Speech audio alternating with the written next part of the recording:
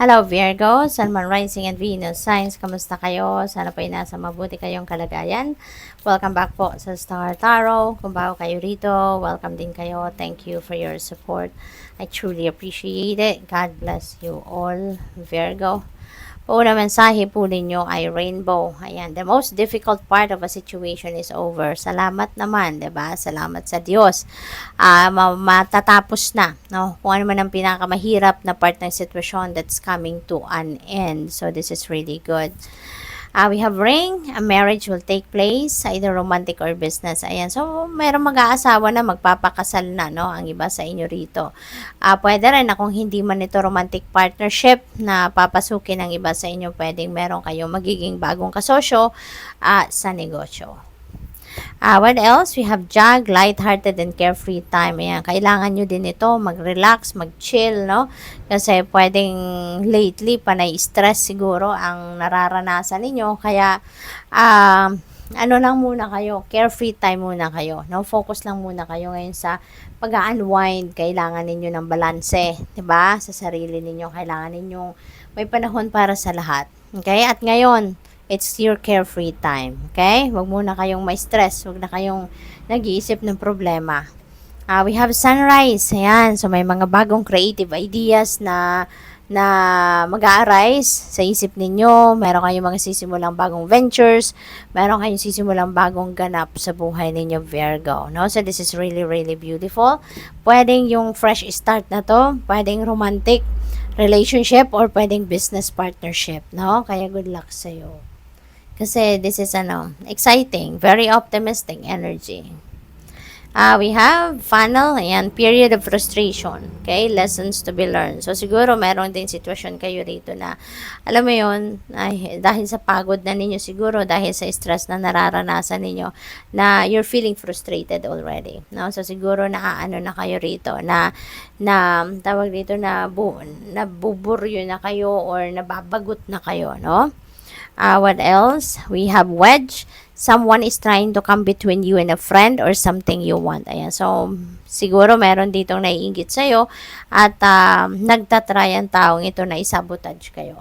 No? So, pwedeng ganun ang ganap dyan. Kaya mag-iingat din kayo sa mga taong nakakasalamuhan ninyo. Huwag kayong masyadong nagtitiwala. No? Huwag kayong masyadong nagbibigay ng 100% na trust sa mga taong ito.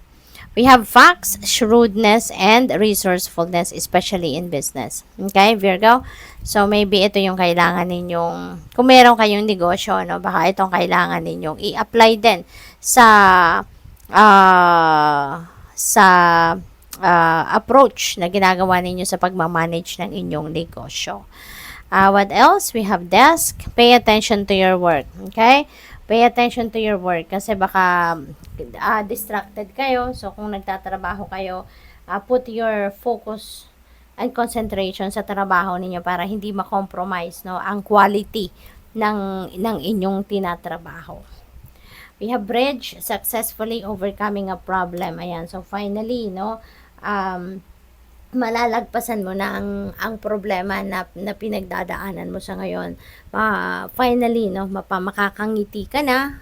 Diba? The most difficult part of a situation is over. Kaya definitely, malalagpasan mo na kung ano yung siguro problemang pinagdadaanan ninyo sa ngayon or anything, no, na nahihirapan kayo, no. So, finally, you are going to succeed over that.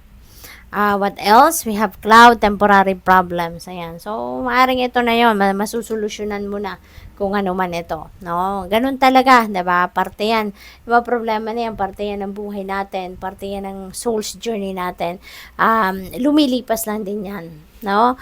Wala namang permanente sa mundo. Diba? Lahat lumilipas, lahat nagbabago. So, what else? We have throne, position of authority. Okay? So, sa ngayon, baka merong promotion ang iba sa inyo, no? Virgo. Baka mapopromote kayo into a leadership role. Baka tawag dito, ma-appoint kayo into a position of authority.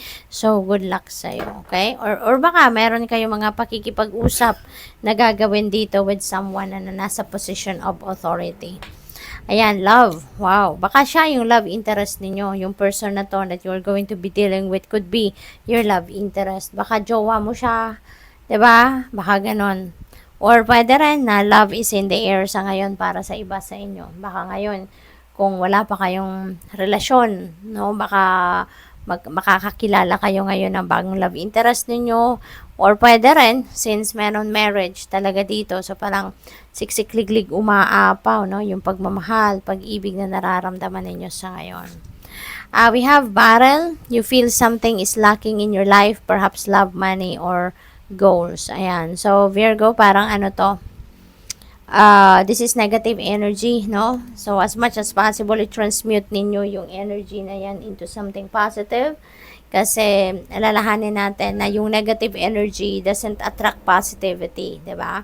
So, ayan, you're feeling lack in something. So, mas, mas mag-a-attract kayo ng mas marami pang negative energy, 'di ba? Or negative situations. Kaya as much as possible, transmute ninyo to into something positive, okay? Para positibo din mga pangyayari ang ma-attract ninyo. So be careful, do not take risk. Okay, baka matempt kayo na mag-take risk kayo, mag-explore kayo sa ngayon. So now is not the time to do that. Okay? So stay put lang kayo where you are now. Kung ano yung tatrabahuan ninyo, pinagsisikapan ninyo, pinagfo-focusan ninyo. So, doon lang muna kayo sa ngayon. Okay? Good luck sa'yo. Thank you for watching. Love and light. Namaste.